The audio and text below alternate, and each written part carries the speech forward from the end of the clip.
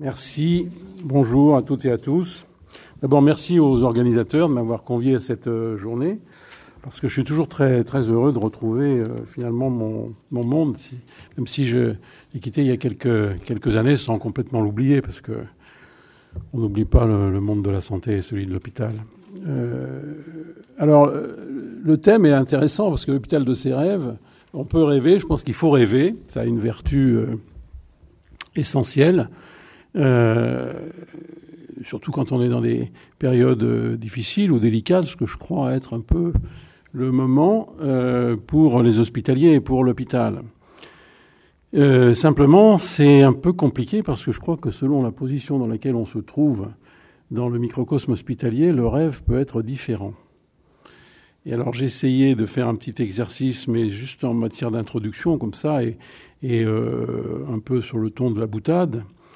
Mais moi, en tout cas personnellement, j'ai longtemps cru que le rêve du directeur de l'hôpital que j'ai été, l'utopie, c'était un hôpital sans médecins et sans malades, sans plan de retour à l'équilibre, finalement qui marche bien et qui arrive en même temps à satisfaire les élus qui sont autour.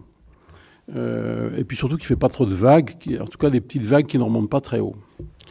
Pour le médecin, j'imagine, pour en avoir parlé avec certains, que l'hôpital idéal, c'est celui dans lequel on a un malade très compliqué, avec un diagnostic difficile à établir, mais qui est bien établi, avec de bonnes indications, une bonne thérapeutique qui permet des publications, une bonne pathologie, c'est-à-dire un malade qui ne dit rien finalement, et puis pas de directeur, ou en tout cas pas d'administration pour vous emmerder.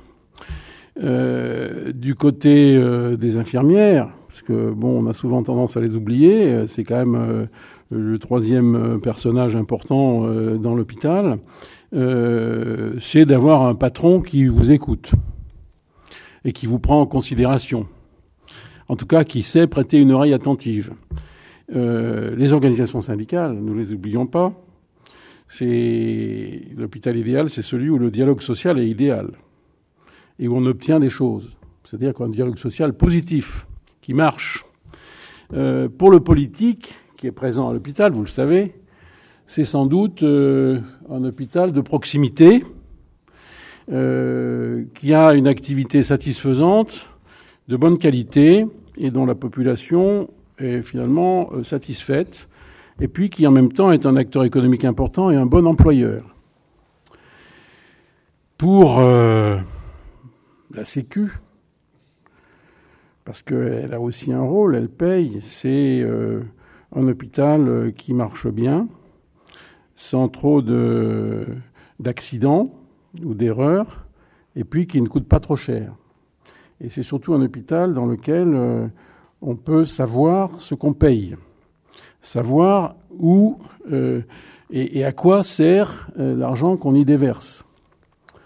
Pour les pouvoirs publics et le gouvernement, c'est-à-dire pour l'État qui a la responsabilité finalement des questions de santé publique, c'est à la fois un hôpital bien géré mais qui fait des soins de qualité, c'est-à-dire celui dans lequel l'efficience est optimale, où on fait le mieux au meilleur prix. Et alors pour le patient, parce que jusque-là on ne l'a pas nommé, parce que finalement, on se demande si dans l'hôpital idéal, il peut intéresser tous ces personnages.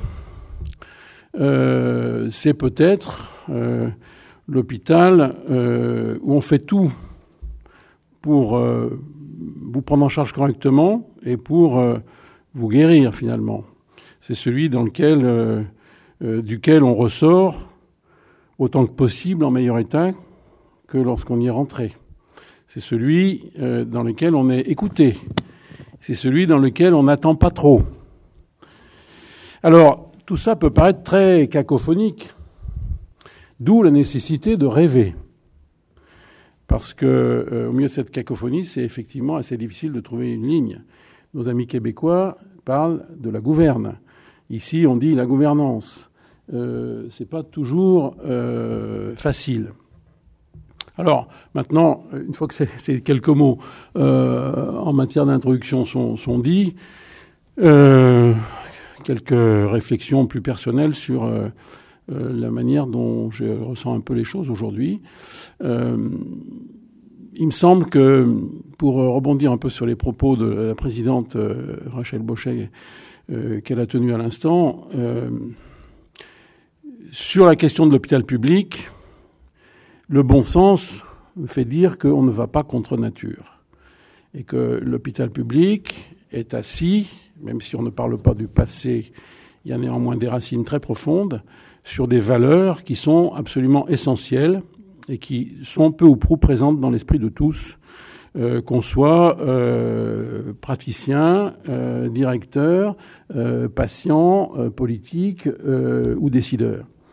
Et donc on ne va pas contre nature, c'est-à-dire qu'on ne va pas contre ces valeurs qui, je crois, seront les plus fortes. Et donc on n'est pas dans un marché classique, on n'est pas à une marchandisation de la santé. On n'est pas dans une entreprise classique. Et donc, on n'est pas dans un hôpital entreprise classique. On n'est pas dans une structure qui est dans un environnement concurrentiel classique. Et donc, même si tous ces facteurs existent, il me semble qu'on ne peut pas aller contre nature. En tout cas, on ne peut pas y aller longtemps contre nature. Et que très vite, la réalité nous rattrape. Et que donc, je crois que la réalité va rattraper l'hôpital assez rapidement. Il faut aux professionnels des marges d'initiative. Et donc là, je commence mon rêve, mais c'est celui d'un hôpital qui s'inscrit dans un territoire, qui s'inscrit dans un projet, qui est un projet de santé, qui intègre complètement, au-delà du strict soin et de ses missions traditionnelles de soins, d'enseignement et de recherche qui ont été rappelées, une dimension de santé publique en tant qu'acteur de la santé de la population et pas seulement et strictement du soin, même si c'est sa mission principale. Enfin bref, un service public hospitalier réel, reconnu, qui existe et qui est réconforté. Parce que je crois qu'aujourd'hui, il y a besoin de réconforter le service public hospitalier. Avec toute sa noblesse et toutes ses valeurs, ce qui signifie très concrètement qu'on ne peut pas, évidemment, s'endormir sur les lauriers et revenir à un service public dont on a souvent pointé non seulement les dysfonctionnements, mais le côté un peu désuet.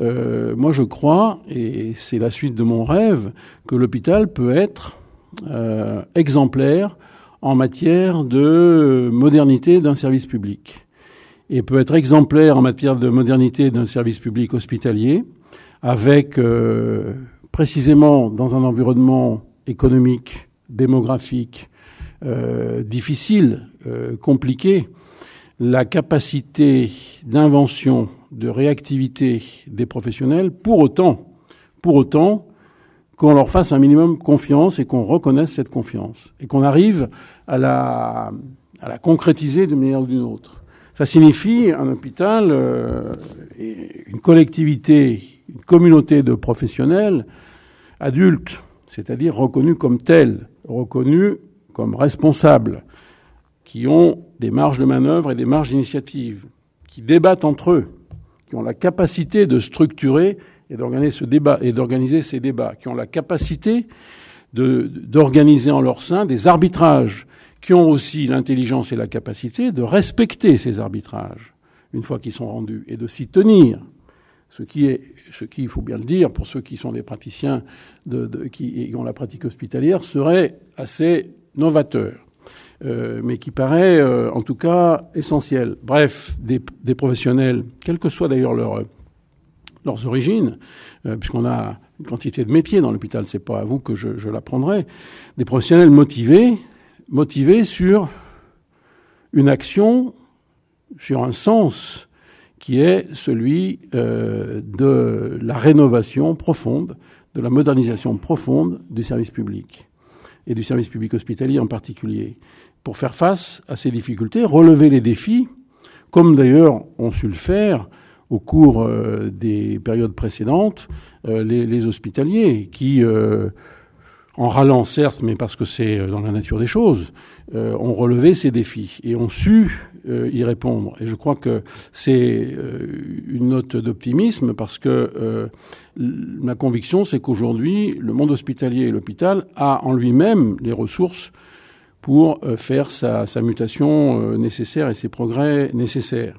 Aller vers la transparence, l'évaluation des pratiques, l'évaluation des activités, aller vers des indications posées et des actes pertinents, c'est-à-dire organiser et structurer la chasse aux dépenses inutiles, avoir des exigences en matière de rigueur de gestion et reconnaître les compétences, favoriser les compétences, tous azimuts, j'allais dire, non seulement sur le cœur de métier qui est le soin, l'enseignement et la recherche, mais aussi reconnaître et valoriser les compétences sur le management. J'ai toujours été étonné, j'ai eu l'occasion de le dire à plusieurs reprises d'ailleurs, de constater que autant on avait un corps professionnel extrêmement dynamique sur le cœur de métier, extrêmement créatif sur la partie soins, enseignement ou recherche, on peut constater une très forte inventivité et créativité, autant sur le domaine plus gestionnaire, managérial, l'organisation, le même corps professionnel, et je ne sais pas comment le qualifier pour ne pas être péjoratif, mais disons qu'il est pour le moins hésitant, frileux, en tout cas certainement pas allant comme il devrait l'être. Et donc on peut rêver, mais on peut rêver aussi sur ce plan-là.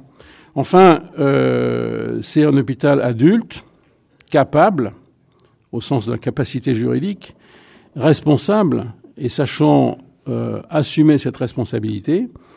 Donc, vous citiez tout à l'heure des mots-clés comme engagement, qualité, visibilité, responsabilité. Ce sont des beaux mots, mais ce sont des mots qui recouvrent des valeurs, des pratiques et des comportements qui, évidemment, demandent à être mis en œuvre.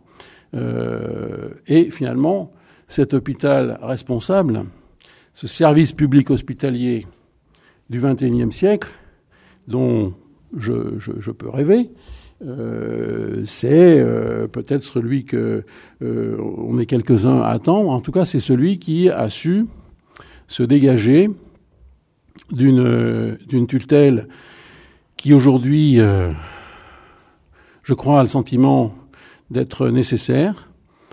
Pourquoi ? Parce que la question de la gouverne, la question du pilotage, la question de la rigueur, peut-être aujourd'hui, en tout cas c'est le sentiment qu'on en a quand on le regarde avec un peu de distance, vient d'ailleurs. Mon rêve, c'est que ces éléments-là, fondés sur les valeurs qui sont les valeurs, je dirais, c'est un grand mot, mais les valeurs éternelles, historiques de l'hôpital et de l'hôpital public en particulier, et celles qui devraient fonder le service public hospitalier, devraient être totalement internalisées, c'est-à-dire totalement acquises par les professionnels eux-mêmes, sans qu'il y ait besoin que cela vienne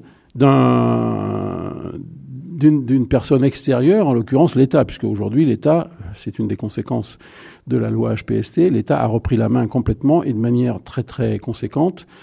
Je dirais même, sauf le respect dû aux ARS, qui sont des opérateurs essentiels, mais la main est à l'État central. Et donc on assiste à une recentralisation du dispositif pour des raisons économiques et pour des raisons qu'on peut comprendre. Mais mon rêve, c'est que y ait à l'inverse une très forte déconcentration et que toutes ces questions liées à l'évaluation, liées à la prospective, liées à la qualité, liées à l'organisation, soient prises en main par les hospitaliers eux-mêmes. Voilà, on peut rêver, et à partir de là, je vous invite à le faire.